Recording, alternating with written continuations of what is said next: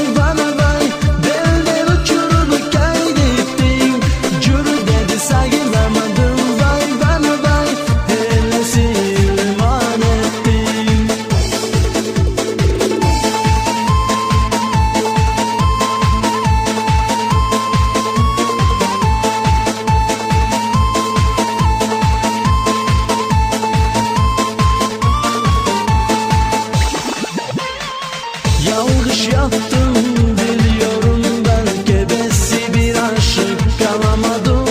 Neler geçer oyuyorum, hatalarımla dola. Neler verdin bilesin urma, vurup durup gel kimler kendim ettim, kendimi buldum bana. Vay bana belden uçurdu kaydettin, cürü dedi saygılamadım. Vay bana hele silman ettin. Vay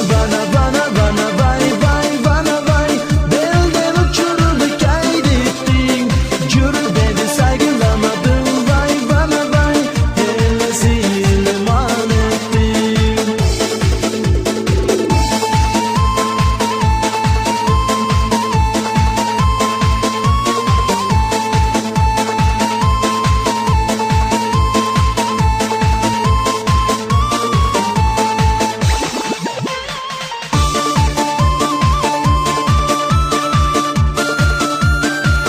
Талантбек Шайдуллаев.